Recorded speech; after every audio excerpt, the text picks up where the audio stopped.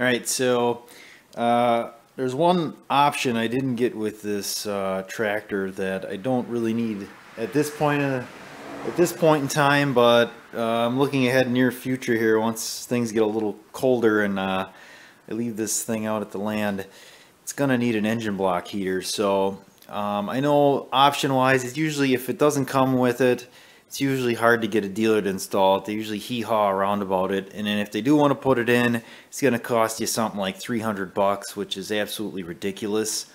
It's, you know, it basically looks like a little tiny element from like an electric water heater. You know, there's not much to it. So if you do have some background on how to put them in, it's not that difficult. I'm going to show you how to put it in here, how I'm going to do it. So this is on a John Deere 3025E. And I'll go through step by step showing you what you need to do. I'll also show you a list of parts and tools that I need to complete this project as well.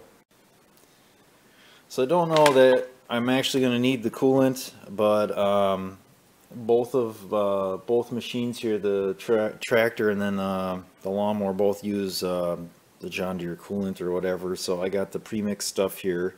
At least that's what they told me. Yeah, it's premix right here. It says 50-50 mix. So I got that so that I can always top them off and it's the right stuff. And if I do lose some here, if I don't get it all back in, I'll have some on hand here if I need it.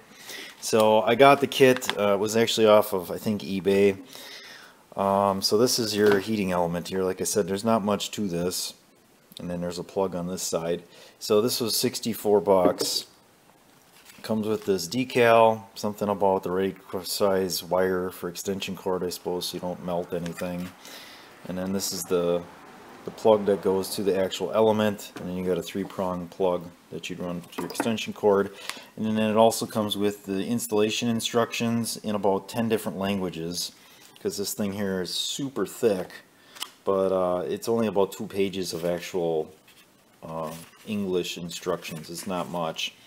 So, and then it shows the models here in the front that this all works with, I guess. So in 3025E, it's listed right here, top right. But it'll work for some of those smaller ones too, 1025R, that type of thing. So, yeah, so this is what it comes with. Like I said, I got this separate just in case. And then I'll give you a list of tools that you'll need to complete this thing. Alright, so instead of a list of tools here, I'll kind of give you the tools as I use them, because I'm not 100% sure what I'm going to need, because I haven't done this before. So on this one here, we're going to have to pop the hood. Man, that airplane is loud. I'm going to be really good at this again. This is going to be one of these where I do everything one-handed. So make sure your hood struts there are lifted. And then this side panel's got to come off. So we got this little bolt here, there's a nut on the back, and then there's just this twist keeper here that you just kind of, see if I can, let's see if I can do it like this. So you're just going to pull it and then you just spin it so it slides off like that. And then for taking this nut off here, I'm using a 10mm, so got just a 3/8 drive with a socket, 6-point, and then a 6-point 10mm socket. Let's see if I can get this. Let me set this. Okay, so I'm not going to show you me loosening it. You should know how to do that. So anyway, there's still a nut on the back. This nut is a lock nut. I pull that out. Here's our nut and bolt. And then this panel's kind of it's got 2 pegs that it sits on. I don't know if you can see it, but straight down. There's a peg way at the bottom. Oh, come on here. Focus.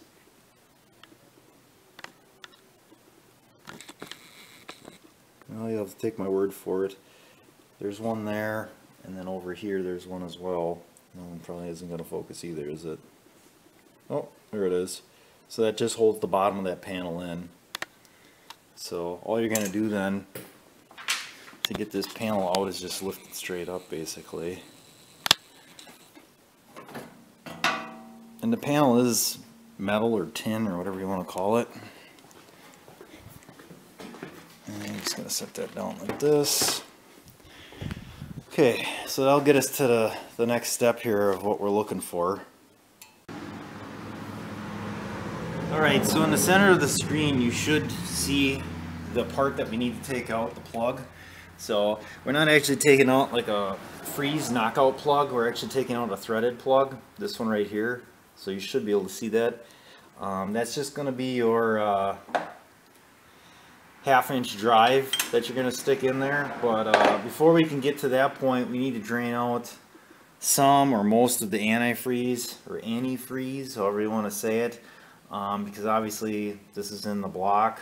We want to get it down, because otherwise you're going to have whatever's from about this point up drain through. So I think they said the system holds like, I don't know, 2.5 gallons or something like that. I really don't know, I didn't look it up. I'm just going to drain out about a gallon's worth and see what that looks like. Alright, so not cool at all. There is no like drain on the actual radiator. I looked up in the owner's manual and it says you pull the bottom radiator hose off, and that's how you drain the system if you were going to do a service on it and flush it. So you pull this bottom hose off. I'm not doing that. I don't know what I'm doing yet. I'm not doing that because then I will end up needing more coolant than what I have. Because I don't know how you would get the clean stuff out. So I'm going to think about this for a little bit and see. I kind of think that I could just spin it out and put the new one in and be able to do it without losing too much fluid, or coolant I should say. I'm not sure.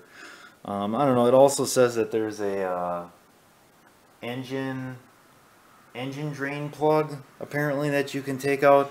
I don't know. Looking at their diagram, and John Deere is good at doing this, where they give you a diagram of a different model. It says behind the oil filter, I don't see anything. There is a coolant temperature right up in here, sending unit. Now maybe that is different on other models, but I don't see a drain plug here. There is a little tiny oops, oh, you can't see it. Little tiny Allen plug here. I could maybe take that out. Maybe that's what they're talking about. But that's not behind the oil filter, that's in front of. I'm not sure at this point. And I don't know, that probably would work though. That way we'd get out everything out of the engine probably that we need to get out. But like I said, I wish the radiator had a drain on it. I don't know. Let me think about it. So for the directions that came with the coolant heater here, or the block heater, just tells you to park on a level surface, turn front wheels to the right. I guess that gives you more room. We have a loader on, so it's not like that's going to help us at all. Raise hood, disconnect battery, whatever.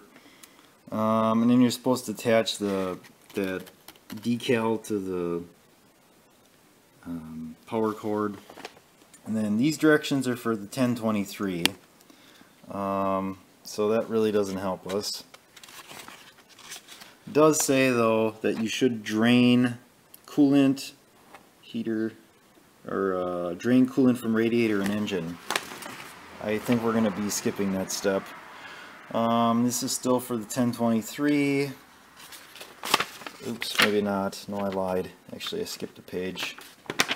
So 1023 and then the 1025, that has different instructions because like theirs uses a special gasket or something. It's the same thing, same heater thing. And then this is still for that same one. That says you're going to lubricate O-ring on coolant heater before install. And now this direction here, these last set of directions is where it says for it's a 3 series tractor shown 3R. So this is for the series that I have, the 30 series. And you're going to lubricate the O-ring on the coolant heater Be sure to prevent coolant heater from contacting engine block. Insert coolant heater through port and left side of engine block. Tighten to specifications. Let me show you. Right here's what it looks like when it's installed. Here's that plug you're going to pull out. Problem is, I don't have an O-ring.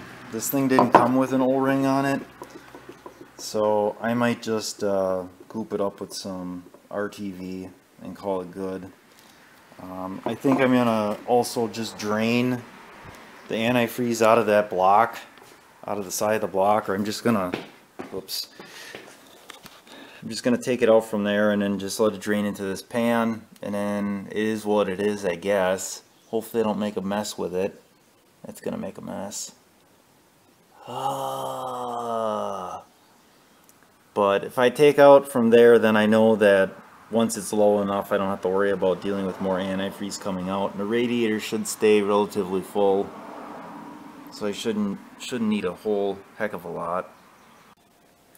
Okay, so my plan to get that out is, or was, to use this extension and then use this smaller 1/2-inch ratchet here, and figured I'd back it right out. No. So then I went and got this part of the jack and used this as a lever on the end of this to get some mechanical advantage.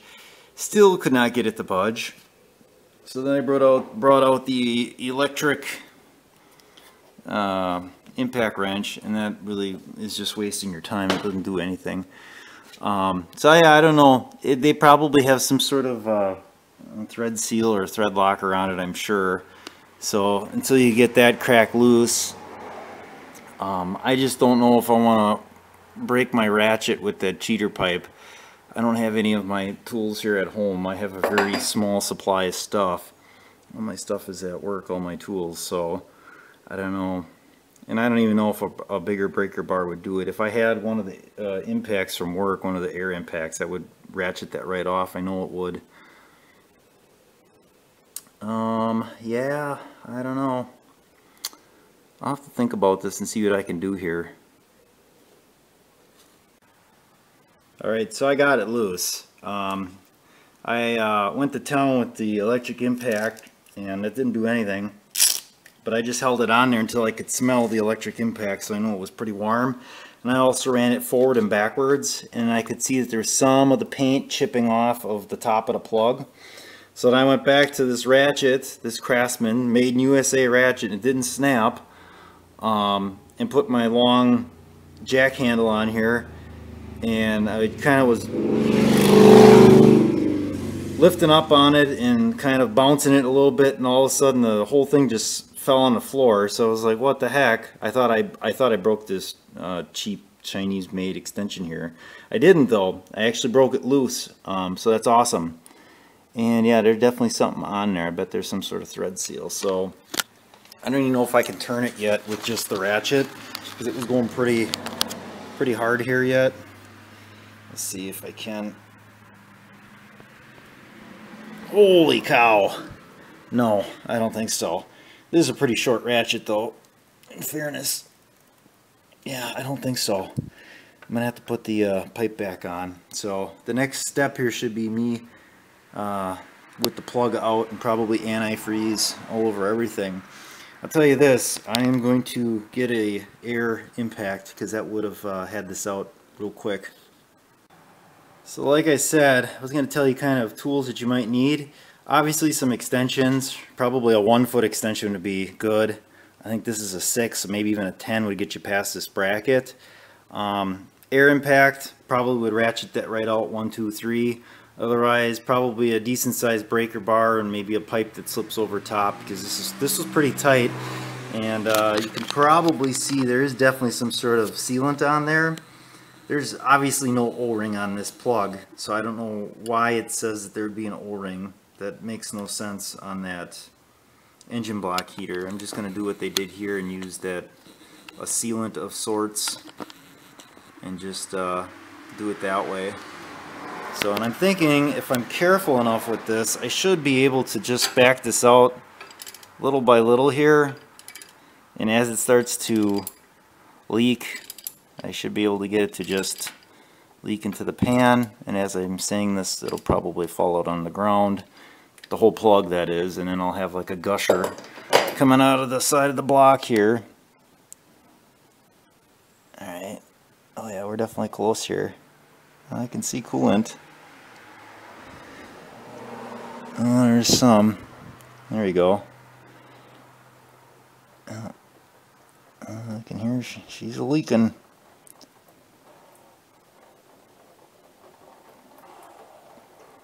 I don't know. I don't want to pull that out because I get a feeling it's going to be a mess if I do that. Alright, let me shut the camera off here so I don't make a huge giant mess. Alright, so here's the plug. You can tell there's, to me it looks like thread locker on this plug. There's no O-ring on here, so it makes no sense that there'd be an O-ring on that other thing. I should probably verify to make sure that the threads are the same so that this works. I'm not sure how much antifreeze we lost here in the block. Doesn't seem like too much. Yeah, and I don't know how much that pan holds. I mean, I don't know if that holds 6 quarts or if it holds more than that. So I got a gallon of mix. You can see it's just leaking out a little bit out of the hole there. Oh, I got a hole inside the block. Yeah. Anyway, so let me grab the engine block heater here and I'm going to see what I can do with that. Alright, so it's all done draining. It's just below the hole, which is perfect.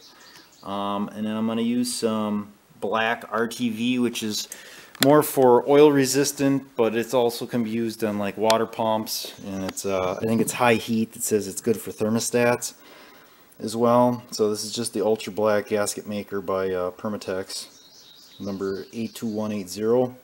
So, and I'm just gonna goop up the threads here a little bit and then spin this thing in. The problem is I don't have a socket that fits this because it's like what do I got? I got 1.5 inches and I have 1.25 inches and it's neither one of those.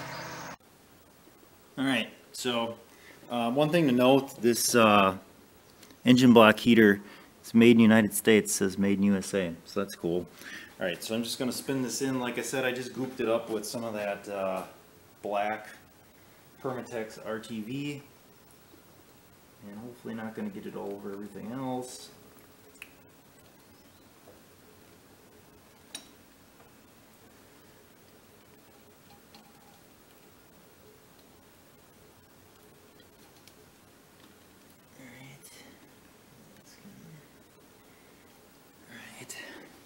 I still don't know how I'm spinning that in the rest of the way. I probably should have a way of doing that. I don't even think I have an adjustable here. Everything I have is at work. So, alright, let me figure out how I'm going to tighten that up the rest of the way.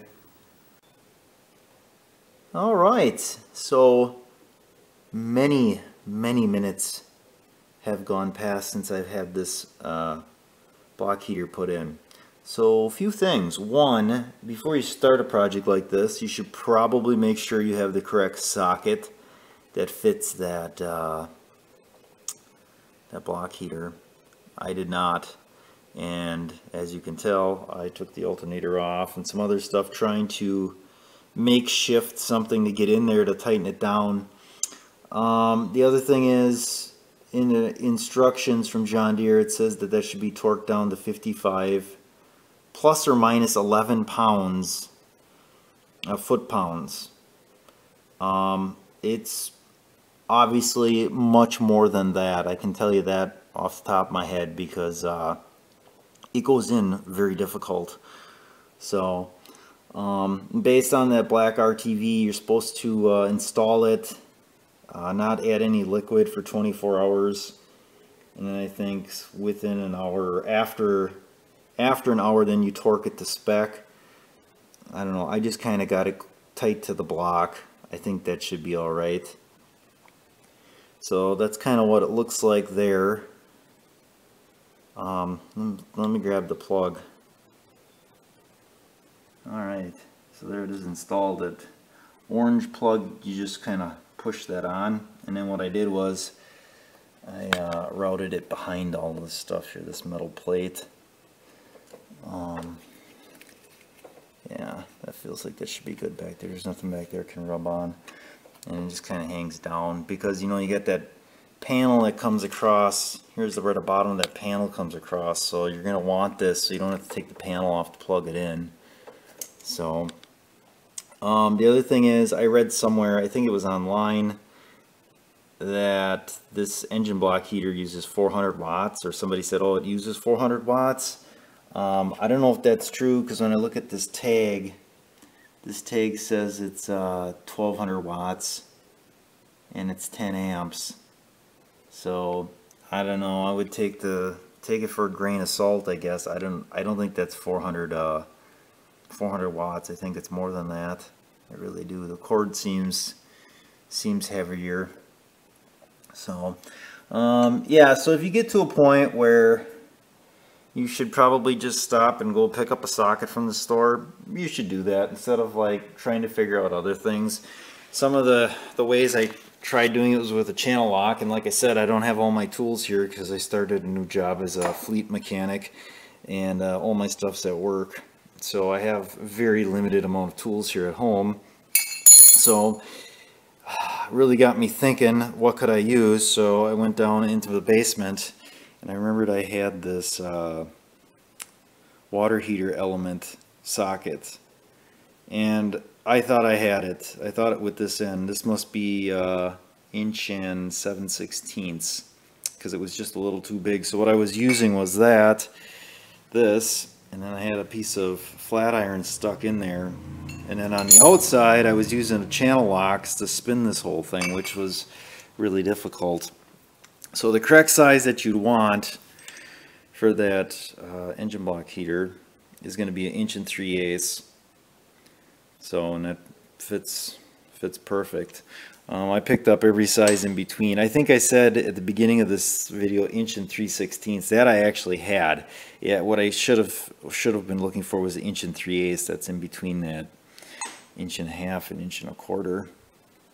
So I'll get the rest of this put back together, and then I'll probably I'll wrap this up tomorrow. I'm thinking I'm not going to do this anymore tonight. I'm going to let that dry overnight. Tomorrow I'll fill it with antifreeze and do all that business, and then that'll be the end of this thing. So alright, let me get this alternator put back on. Alright, so what I did was pull it back out. I wasn't satisfied with using that black stuff, that gasket maker, so I actually emailed Permatex. Wow, that's really bright. Let's see if we can do it like this. And they suggested I use high temperature thread sealant. It's up to 400 degrees, and the number on this is 59214 is what they recommended. So the other thing is, with the antifreeze, or anti-freeze, whatever you want to call it, I ended up pulling off the bottom radiator hose. It made a super big mess, and it did nothing for the amount coming out of there because the hose for the lower is pretty high. And I knew that, but for some reason I was an idiot, and I'm like, I'll follow the directions. So basically all I did was drain out my radiator into a catch pan, so now I got to buy more antifreeze. So because it kept running there, and I tried jacking up the tractor different ways and stuff like that to try to get that to go away from that opening. Eventually what I did was just take some paper towel in there to get it so that it's below the thread level. So this thread seal stuff, well, yeah, I'm gonna be able to see that. Maybe I'll see it like this. Nope. What does it say here? You need it a little bit. You don't put it on the first thread of whatever you're putting in, and then from there you just put a bead. I forget what it says. It's a couple things. You can read the directions, but this is the stuff that I'm going to use. It's high temperature thread sealant. So let me get back to this step. Alright, so this is what it looks like. Kind of looks like pipe dope. It's got a different smell though. So, and I inadvertently said that it was 1200 watts. It says right on here 400 watts. So this is a 400 watt element. I don't know why the cord says 1200 watts on it. So I'm going to thread this in. Alright, so there it is, back in again. It was just one of those things. I couldn't sleep last night. I just kept thinking about it. So this morning before I went to work, I came out and backed it out, and it hadn't leaked and everything seemed fine, but I just didn't like the way I did that. So this, I feel, is a better way of doing it. I'll wipe the excess of that thread locker off, or no, it's a thread sealer off. And then I only got a gallon of antifreeze. I can dump that in the radiator, because that's not going to get high enough anyway. So, alright, so this is the same point I was the night before. So I got it installed. I got the lead coming through there, plugs in, and that is where it is staying. So tomorrow I'll fill it up with antifreeze. I'll run it and do all that type of stuff. I'm going to hose it down since I got antifreeze all over everything, because that's just the way it is. I don't know, I read online too, after I bought this thing, someone said that they took their John Deere into the dealership and they put a block heater in for 80 bucks. I call BS on that. I absolutely call BS, because I don't think there's any dealership in the world that's going to do anything. They won't even look at your tractor for 80 bucks. So, I don't know. Take that for a grain of salt, considering that I paid 64 bucks for that. I don't know how a dealership's installing it for 80. There's no way. They're going to have at least that in the coolant that they end up putting back in. So, like I said, we'll pick up on this tomorrow. Alright, so a list of tools that you'll need to do this project, or at least the bare minimum would be a 1/2 inch ratchet or breaker bar. Probably a breaker bar would work better, and also probably a cheater pipe. It's imperative that you have an 1 3/8 socket. If you don't have one of those, don't even try to do this. Just run to your local hardware store or whatever and pick one up. Also probably a 6-inch extension. And if you don't have a 3/4 drive, because chances are this 1 3/8 socket is going to be a 3/4 drive, get an adapter. I got an adapter in here as well that goes from 3/4 to 1/2. This is just a 3/8 with a, I think it's 10 millimeter, and then a 10 millimeter wrench, and that's just to take off your side panels. So that's really all you need. That would be the most basic. Now if you end up doing more stuff like I did, then you may need other stuff.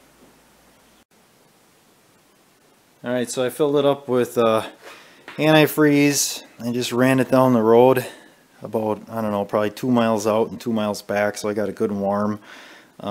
There's obviously probably still some air in the system. I only put a gallon of premix in it, and it filled it up to the top of the radiator, and then I started it, and then as I've been running it went down. So, you know, here, you probably can't see that, but on the overflow here is at the lower cold range, when it should probably be at hot because the engine's hot.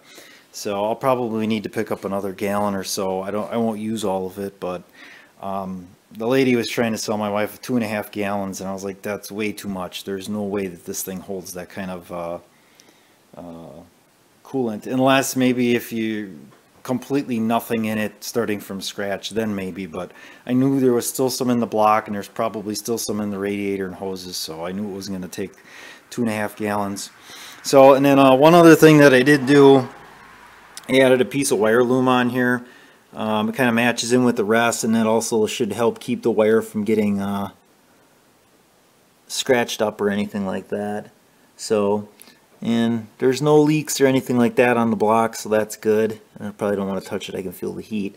But I'm going to watch that then. I'm going to let this sit overnight again, let it pressurize up as it sits here, and then check it for leaks, that type of thing. But that sealant that I used, that's good stuff.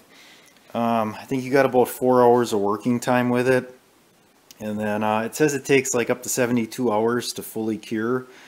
I don't know. To me, it was kind of like a pipe dope type consistency, so I think it's fine. It was ready to use, and there's not that much pressure really in this system anyway. So, alright, so I'm going to call this a completed project here, and this is for a John Deere 3025E engine block heater installed.